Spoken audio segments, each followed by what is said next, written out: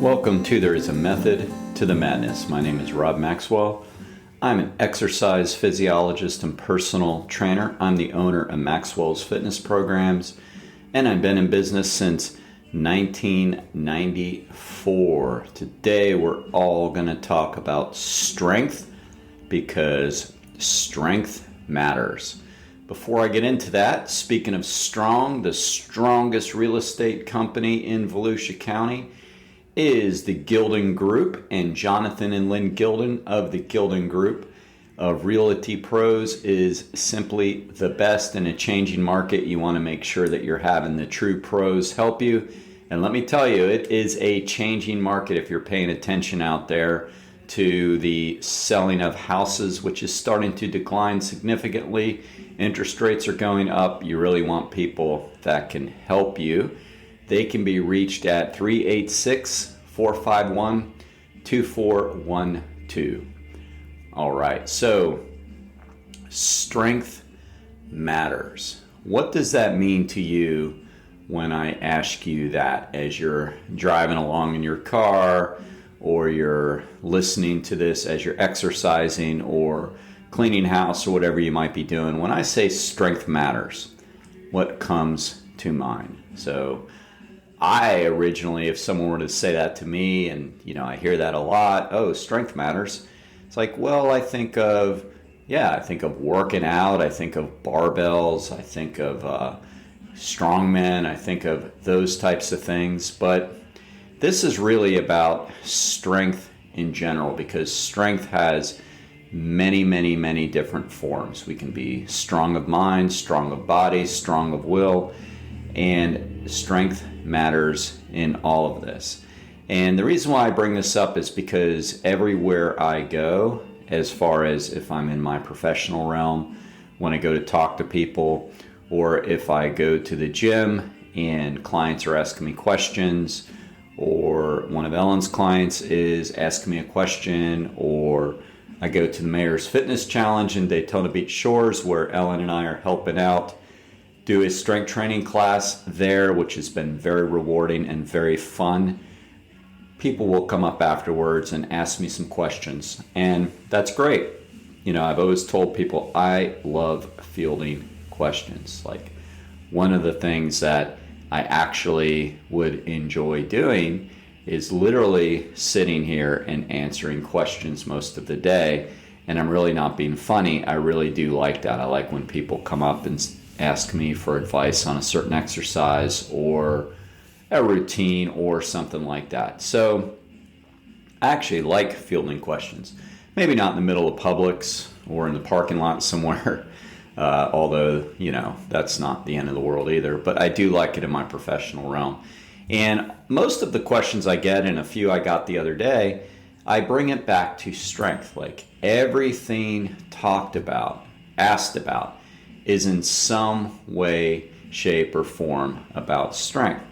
I had a woman come up to me at the end of one of the fitness challenges in Daytona Beach Shores, and she said, my grandma, I'm going to pick up my grandchild, and my children are a little bit nervous because they think I'm going to drop the grandchild. So what should I do? And number one, she's already doing part of the right thing, which is she's attending the Mayor's Fitness Challenge and coming to our class we do on Wednesdays at the Daytona Beach Shores office there, community center, I guess it would be called. And we have dumbbells, and we do basically a 45-minute or hour, somewhere in there, class with dumbbells working on form. So the first answer is she's already doing something about it. She's working on her general strength. And then I believe she knew that. I know she knew that she was taking it already in a good direction, and she wanted further advice. And I said, well, so what you need to continue to do is this, and it's only got a few more classes left. I said, but you're learning how to use these dumbbells at home. I want you to do this 2 more times a week while you're attending this class on Wednesdays. And when this stops, just continue with the exercises we're doing now, but do it 3 times a week. So that's a matter of strength. Like, that is purely strength. right? Being able to hold a baby, being able to hold a child, which, is so common. I have a client now who is raising the child of his daughter. So he is essentially the grandpa, but he is raising the child along with his wife. And some of the issues he runs into, and I'm not trying to discount the wife in this at all, it's just she's not a client, so I only know his experience with it. So, he tweaks his shoulder quite a bit because he's hoisting up the toddler, picking him up. So that's strength. So strength matters. And so many of the things that crop up are all about strength. When I went to Asheville last week, for those that may know, I had a little bit of a bicycle accident a few weeks ago, and it really messed up my rib cage and tweaked the knee a little bit. So my daughter, who is 20, wanted to go on a hike, and it was and normally it's something I really like to do, and I still like to do it, but it was basically a little over a half-mile descent down a trail down to this, what they called Skinny Dip Falls, and it's this really cool waterfall. But basically it's going down a mountain on a trail, not climbing the mountain, but going down a trail about a half mile, and then we go a half mile up. For those that have ever done anything like that, they know the downs are always the hardest because that's when you are putting the most impact on your body. So I was very cautious, and I wasn't cautious because I don't have the cardiorespiratory endurance. That wasn't an issue whatsoever. I was cautious because my skeleton is still not 100%, and any misstep I literally felt. So I was going down, and I wanted her to go ahead of me, and I was going to stay back a little because I didn't want to rush. I was being very cautious. So once again, what's the answer? Strength matters. Like, these are all areas where strength impacts our life. And you might say, well, you weren't comfortable doing it. Right. But the reason why I wasn't completely comfortable doing it is because I wasn't at 100% strength. Because if my serratus muscles, my oblique muscles, my rhomboid muscles, and even my pec minor, and I'm not trying to sound like Mr. Scientist with all the muscles, I'm just trying to make a point. Those are all the muscles that surround my rib cage. If they were in normal condition, which they would have been before the accident and they will be again, then I'm not feeling any tweaks as I rotate my spine. I'm not feeling that rib cage give way. If my quadriceps and hamstrings were at full strength, then my knee isn't having a tendency to buckle on some descents, which it will be strong again. Like, when I say this is temporary, right?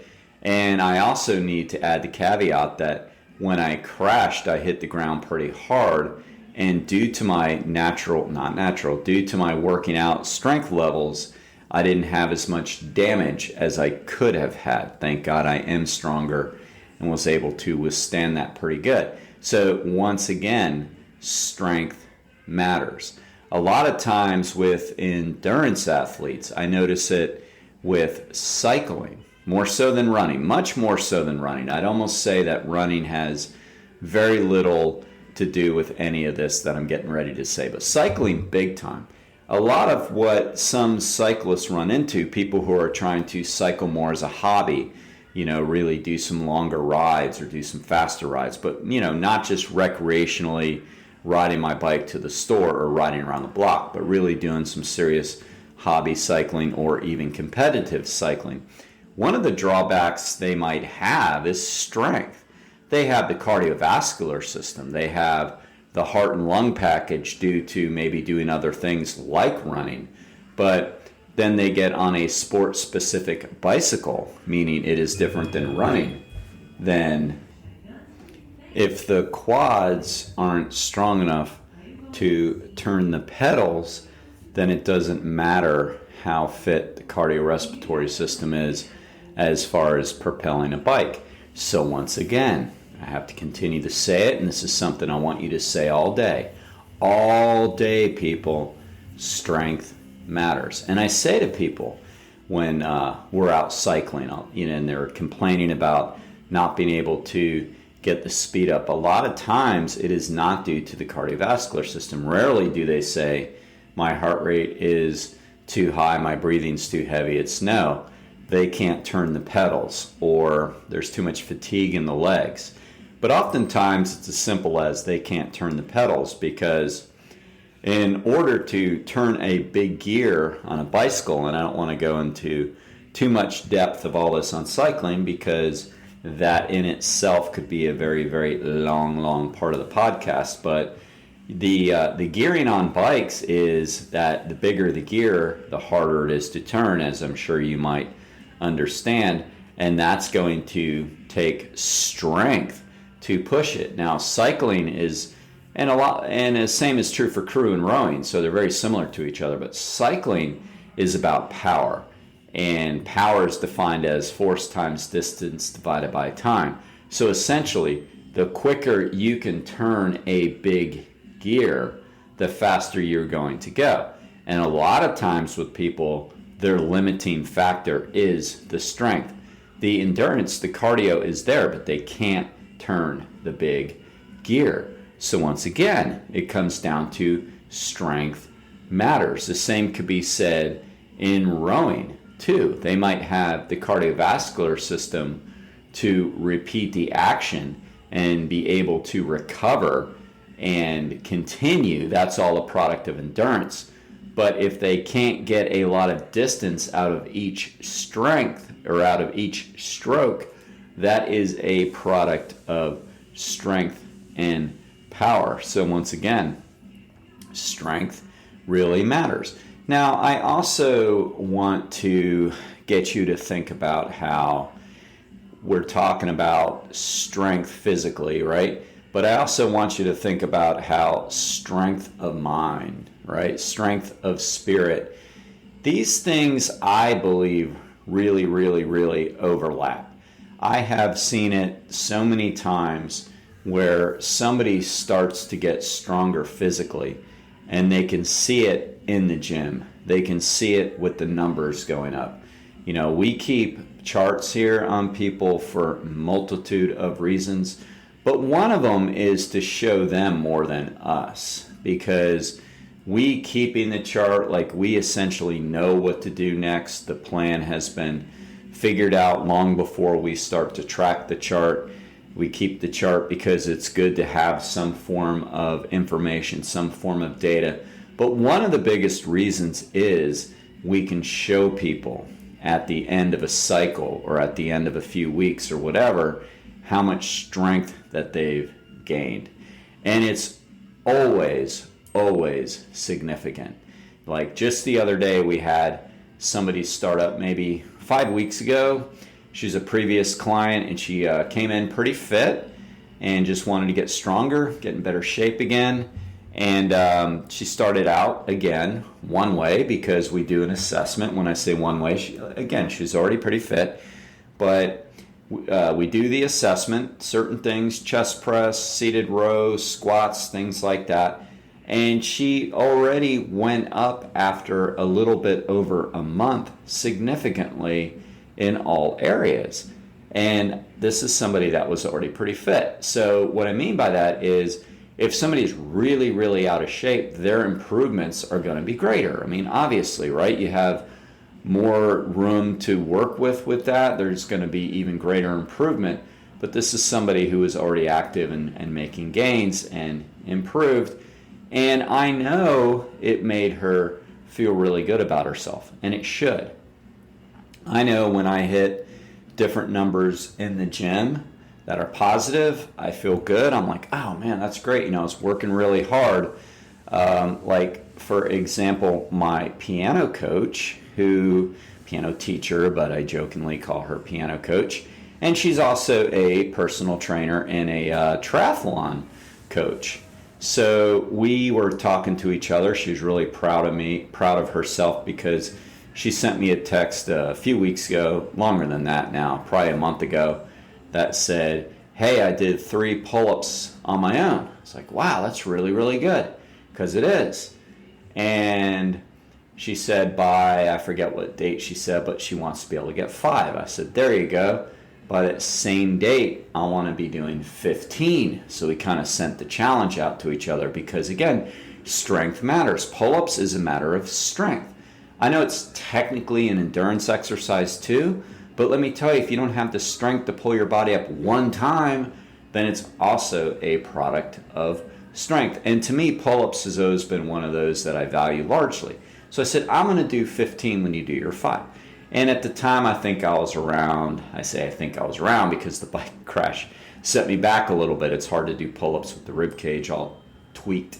So I was at 12, I think, and then, it's going to be harder to make gains when you're already at 12. I wasn't coming from 1 or I wasn't coming at 3, whatever. I was coming at 12. So maybe I'm just being a baby here and I should really just be realistic and say, dude, you should have went up more than 15. But anyway, I was making some gains. I got 14 a few weeks ago, and I sent her a text. I said, I am one away from 15 to the goal, Then I had the bike crash, and it set me back. But the point is as I was moving up, I was feeling really good. Strong of mind, too, because strength matters. Strong body equals strong mind. It's really, really true. There's a saying they like to say in 12-step programs, which is, if you can't move the mind, move the muscles.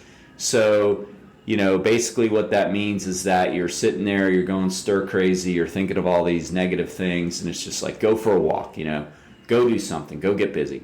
Well, it's really true with this concept too, that as we start to get stronger in our body, we can tell ourselves we can handle more things.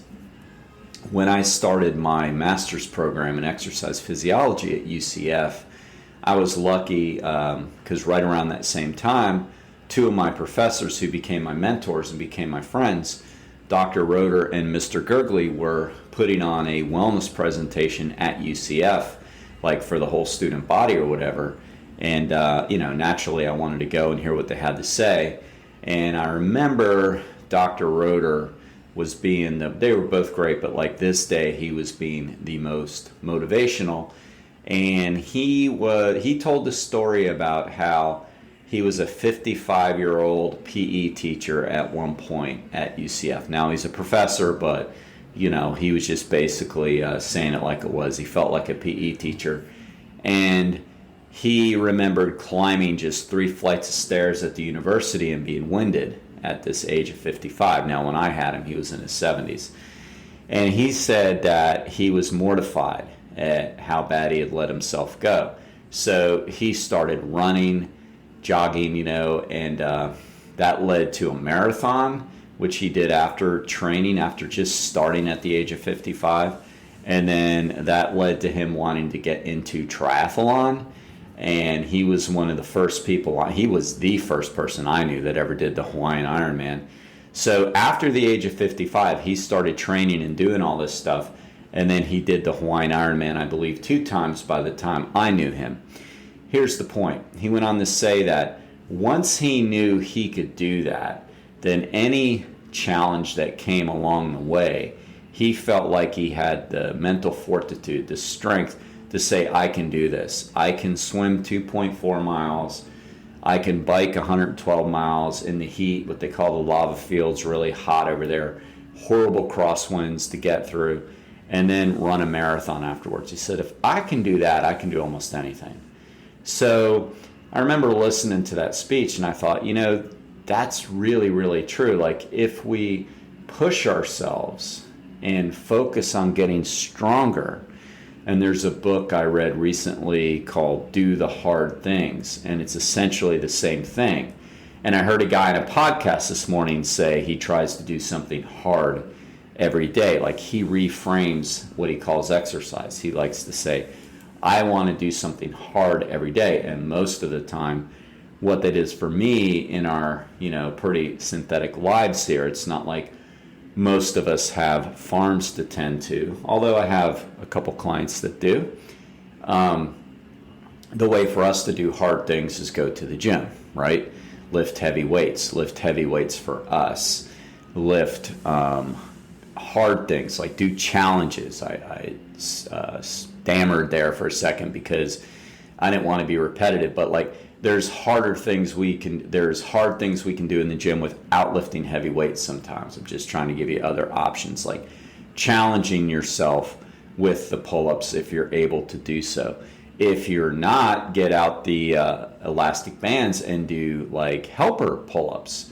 Get on a bike or another tool you haven't used at the gym. For example, we have a rowing machine. That's one of the harder pieces of equipment cardiorespiratory wise at the gym. So, ask us, say, hey, I want to try that. That seems like a challenge. So doing the hard things will make us stronger all the way around. When we always try to skirt that, like when we want to do the easier option, it's very funny. This might be you and you're going to get all like butt hurt, but I'll say, all right, so what do you want to do for cardio today? And a lot of times people will pick the recumbent bike. Why? Well, it's the easiest, I mean, don't get me wrong. It's got its purpose behind it. It's got its point. Like there are things about it that are better than other things. For example, back support, easier to get on and off for people who sometimes have conditions. It does keep the heart rate a little bit lower because of the horizontalness to it with the blood flow.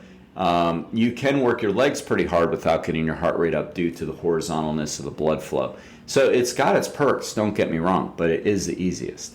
So sometimes people will jump on that. And I get it, human nature, so I'm not like dogging anybody saying that because I'm guilty of it too. Human nature is always that. Human nature is always take the path of least resistance. The old saying that, if you want to run, you would prefer to walk. If you're going to walk, you prefer to stand. If you're going to stand, you prefer to sit, lie down. I mean, that's kind of how we're wired. That's how animals are wired, right? Our pets do the same thing. So we always just have to go against that. We have to say, you know what? No. Not in all cases now, people. Don't get me wrong. There are situations where you have to take it a little bit easy, but if you go through the day, say, no, I'm going to do the opposite of my human nature. I want to do the hard things. If an exercise one way is harder than the other, I want to choose the harder option today because I really want to push myself to do the hard things because strength matters. All right? I want you saying that all day to yourself. Strength matters, and it means a lot, doesn't it? A lot of different ways we can talk about that. Speaking of strength, there is no stronger garage door company in the state of Florida than Overhead Door of Daytona Beach. They are the best. They're the best in customer service. They're the best in sales. Jeff and Zach Hawk are the owners. I personally vouch for them. They're friends, they're clients, and they are the best garage door company in Daytona Beach. If you need any help, give them a shout at overheaddordaytona.com.